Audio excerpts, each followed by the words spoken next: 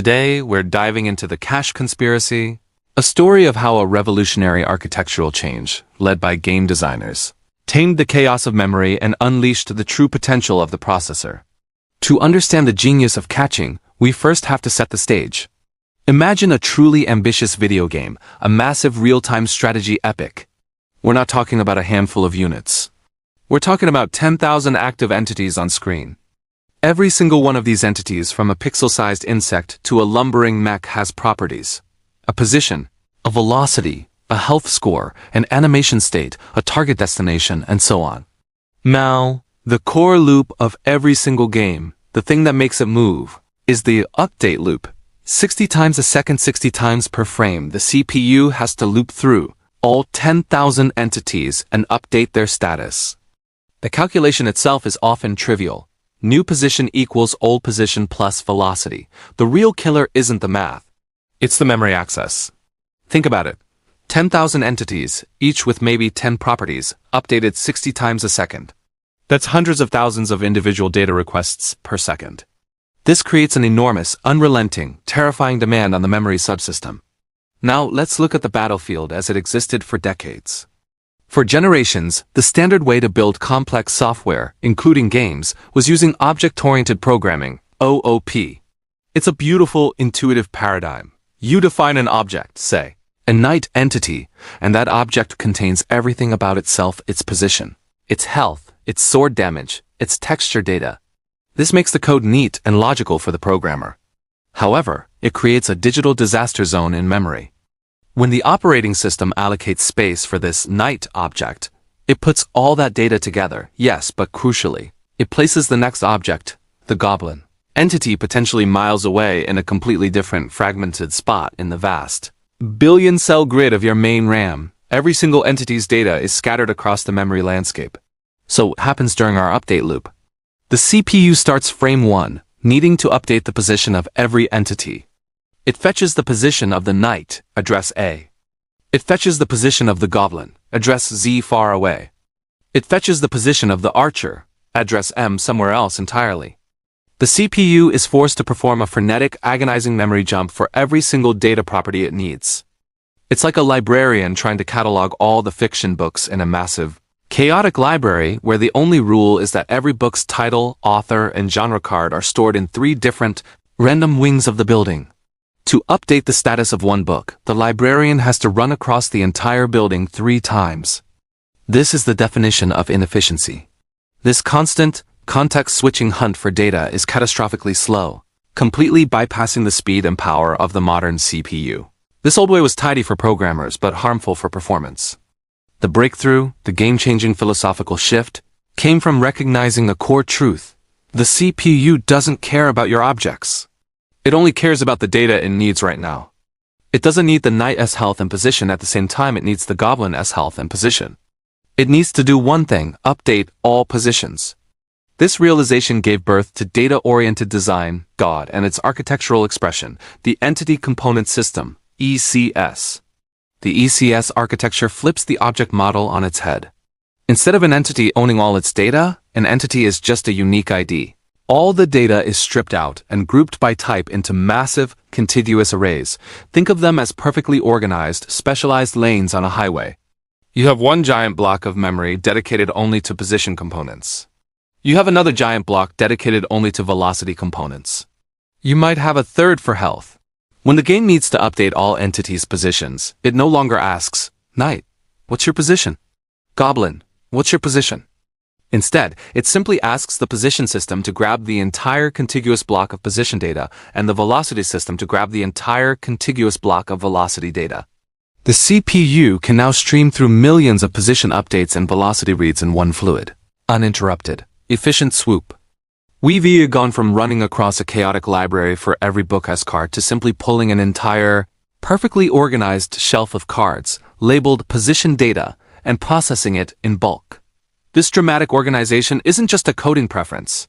It's the fundamental prerequisite for unlocking our hero. Now that the data is perfectly organized, it's time to introduce the ultimate hero of our story, the CPU cache. If main RAM is a sprawling, slow warehouse, the CPU cache is the tiny, highly specialized, Hyperfast workbench sitting right next to the processor's hands. Its job is simple. Store the data the CPU will likely use next, and store it as close as humanly possible. Why is this so critical? It all comes down to the speed gap. The CPU's clock speed, how fast it executes instructions, is orders of magnitude faster than the speed at which data can be fetched from your main RAM. DRAM. Imagine the CPU is a Formula One race car. Your main memory, that huge stick of RAM, is in a different city. Even a request traveling at the speed of light takes time to get there and back. In terms of processor cycles, fetching from RAM might take 100 to 300 cycles in eternity. During that time, the Formula One engine is just sitting there, idling. The cache is the solution.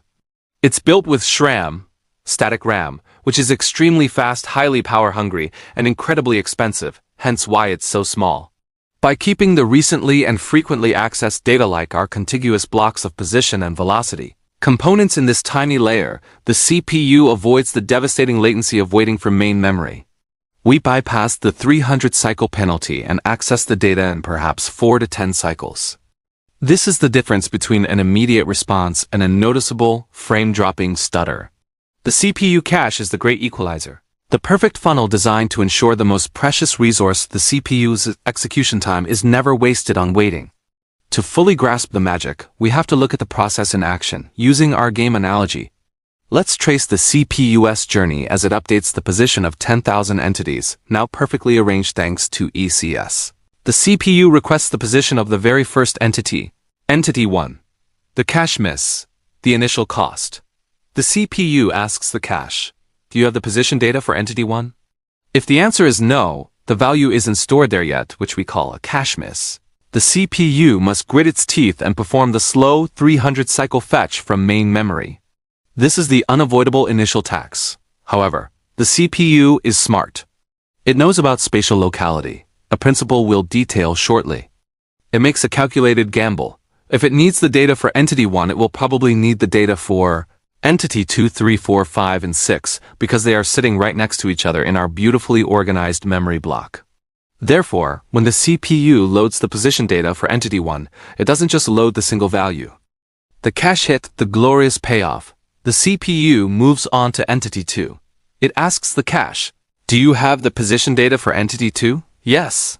The data for Entity 2 was loaded in the same 64-byte cache line as Entity 1. This is a cache hit. The data is served up instantaneously 4 cycles instead of 300. The CPU proceeds through Entities 3, 4, 5, and 6, enjoying a string of flawless, lightning-fast cache hits. It's executing the core game logic at peak performance, flying through thousands of updates without ever having to leave its hyperfast workbench. This is the victory state, the essence of efficient computing.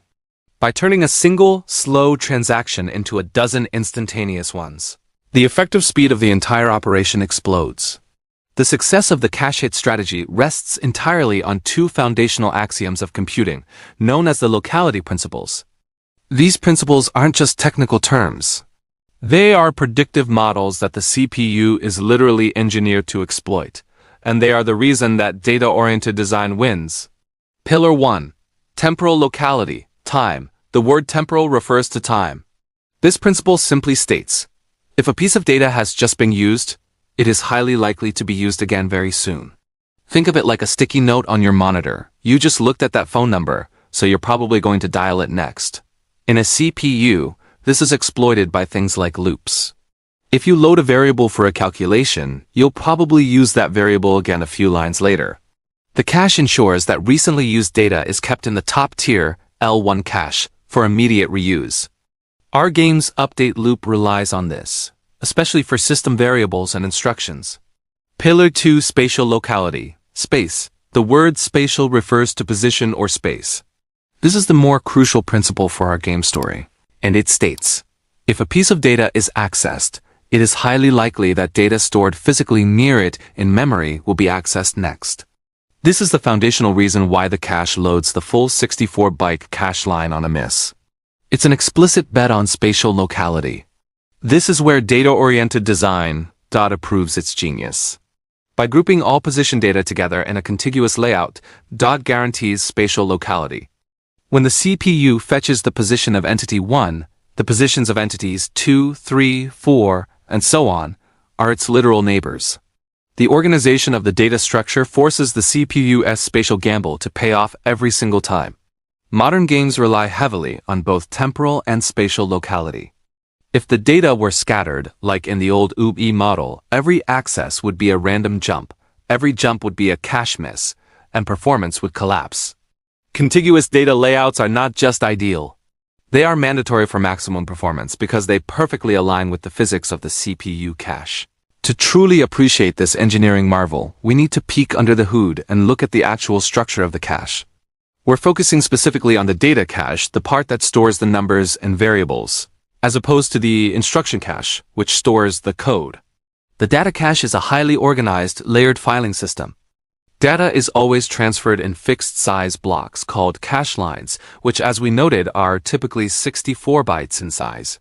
Think of the cache line as the minimum size of any transaction. You can't just fetch 1 byte. You must fetch the entire 64-byte container. Each cache line loaded into the system also needs a tag. The tag is a small piece of metadata that tells the CPU precisely where this 64-byte chunk of data originated in the massive main memory. Without the tag, the data is useless. It's just a chunk of bytes with no known address. These cache lines are then arranged into a structure called sets. A set is essentially a group of slots, and each set contains a number of potential locations called ways. If you have an 8-way set associative cache, it means that for any given set, you have 8 different slots, ways, where a cache line can be placed. This structure is the brilliant compromise that makes modern caches flexible yet incredibly fast. It defies the mapping rules. To demystify how the CPU instantly finds the exact byte it needs, we have to look at the process of memory mapping.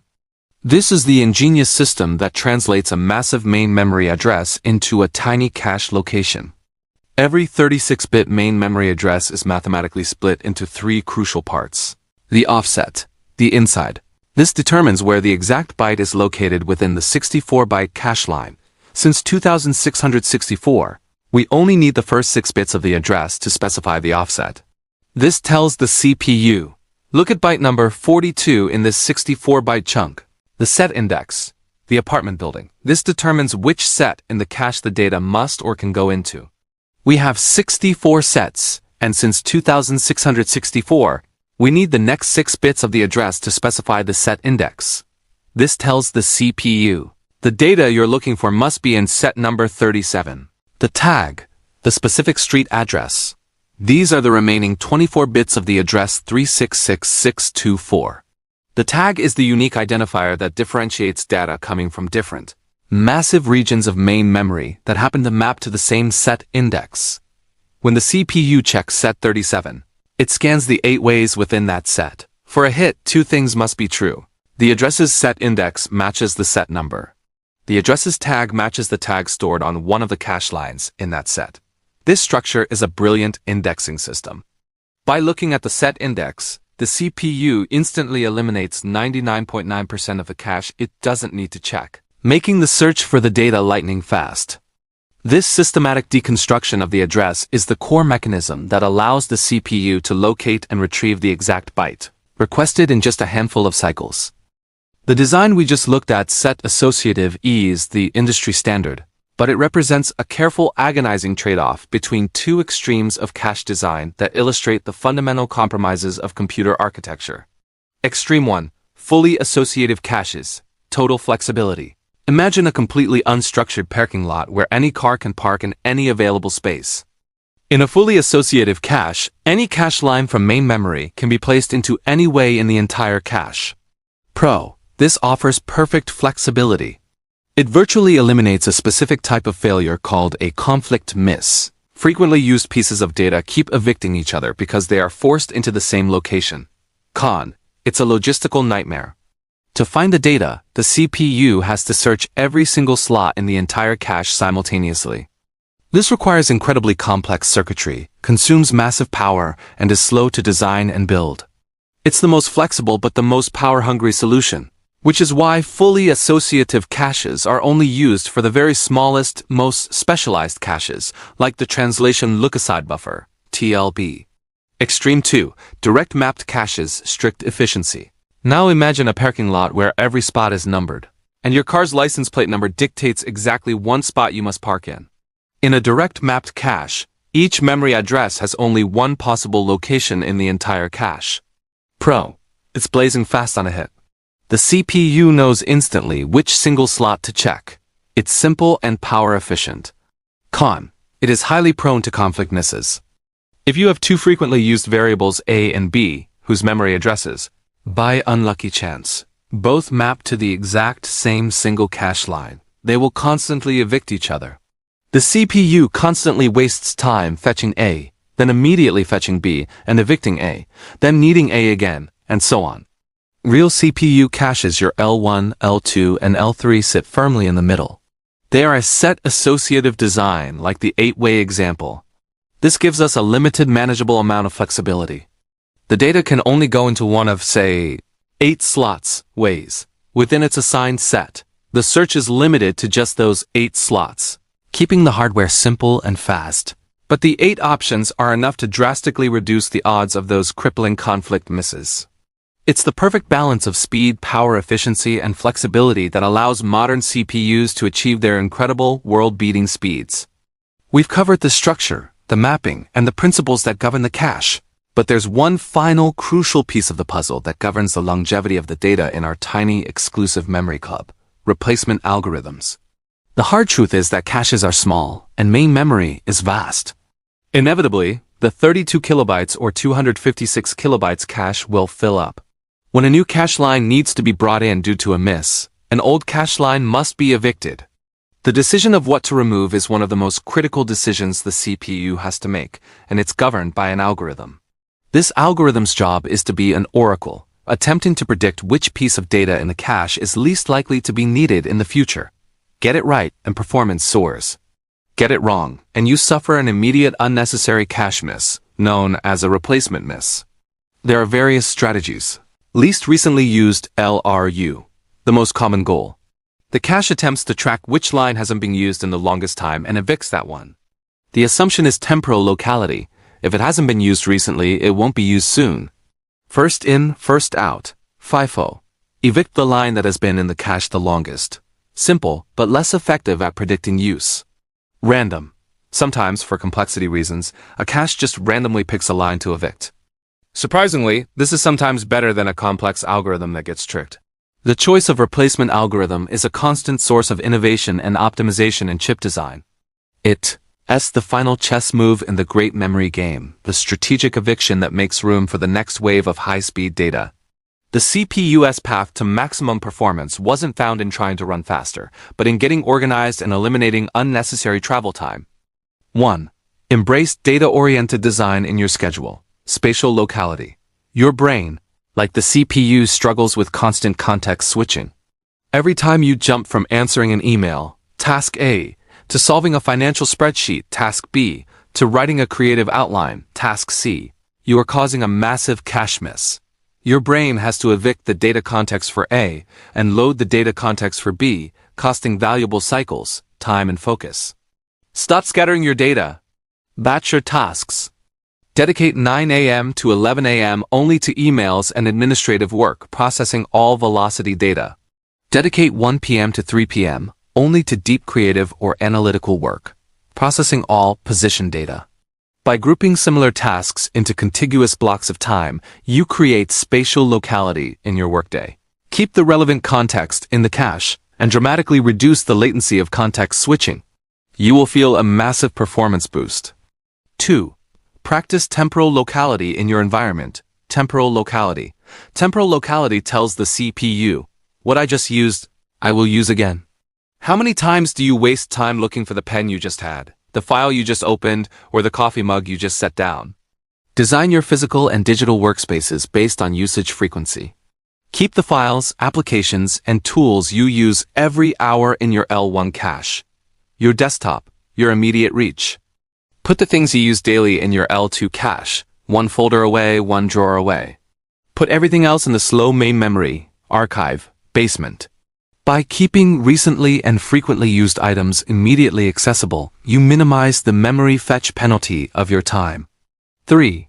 Be intentional about your cache misses. A cache miss is unavoidable. It's the cost of loading new, necessary information.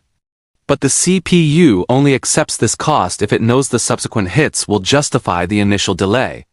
Before you start a new, complex project, incurring a miss, consciously load the full cache line. Don't start writing that report until you have all the necessary research, all the links, all the data points, and all the necessary software open. Pay the one-time setup cost, the miss, to ensure hours of uninterrupted flow state, the hits. Don't start a task until you've loaded its entire contiguous block of components. We started with a game, but we end with a life philosophy. Mastering your personal efficiency isn't about working harder. It's about learning the physics of information flow, whether that information is on a silicon chip or in your highly complex, easily distracted mind. The most powerful machine in the world is only as fast as the data you feed it. Thank you so much for joining me on this deep dive today. Wishing you all the very best of health and happiness. And if you found this journey as fascinating as I did, please consider hitting that subscribe button and ringing the bell so you don't miss our next adventure into the heart of technology.